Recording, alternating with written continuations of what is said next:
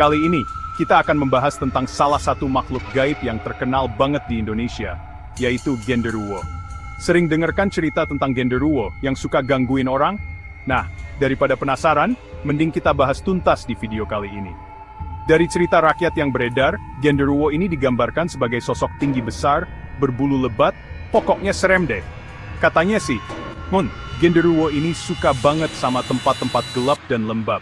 Makanya kalau kalian lagi jalan-jalan ke tempat angker, hati-hati aja, siapa tahu ketemu Genderuwo.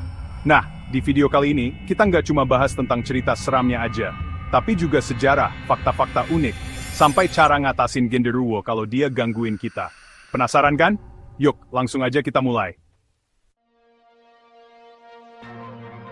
Jadi gini, cerita tentang Genderuwo ini udah ada sejak zaman dulu banget, jauh sebelum agama-agama besar masuk ke Indonesia.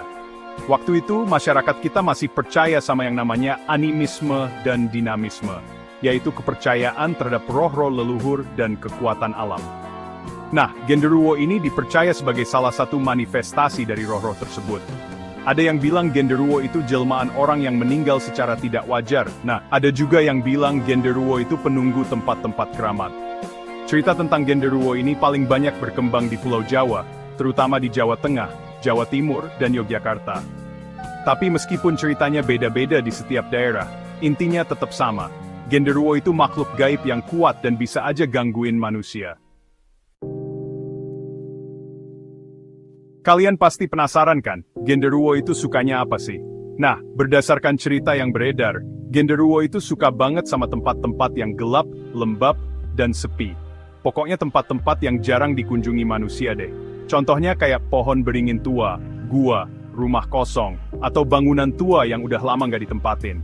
Jadi, kalau kalian lagi jalan-jalan ke tempat kayak gitu, mending hati-hati dan jangan ngomong sembarangan. Takutnya si Genderuwo tersinggung. Selain tempat, Genderuwo juga suka sama beberapa jenis makanan loh.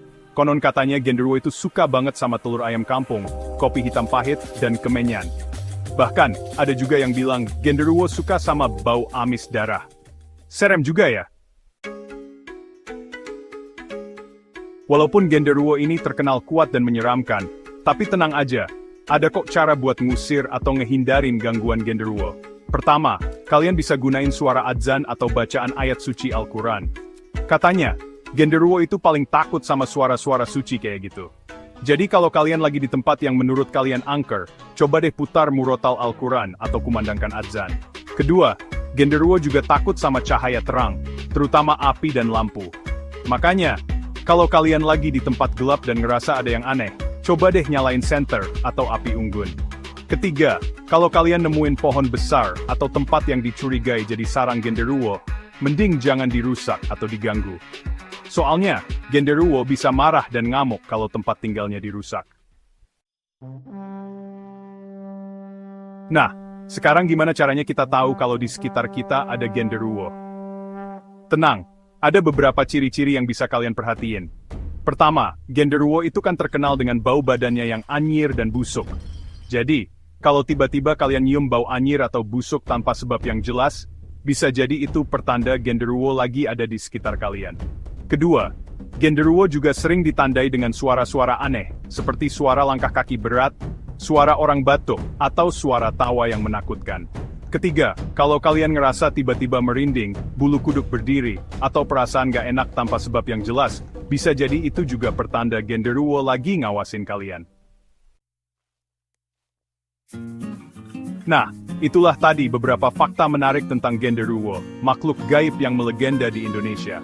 Ingat ya, semua yang kita bahas tadi cuma berdasarkan cerita rakyat dan kepercayaan masyarakat. Terlepas dari percaya atau enggak, yang penting kita selalu jaga sikap dan perilaku kita, terutama saat berada di tempat-tempat yang dianggap angker. Jangan lupa untuk selalu menghormati alam sekitar dan menjaga kebersihan. Semoga video kali ini bermanfaat dan menghibur. Jangan lupa like, comment, subscribe, dan share video ini ke teman-teman kalian ya. Sampai jumpa di video berikutnya.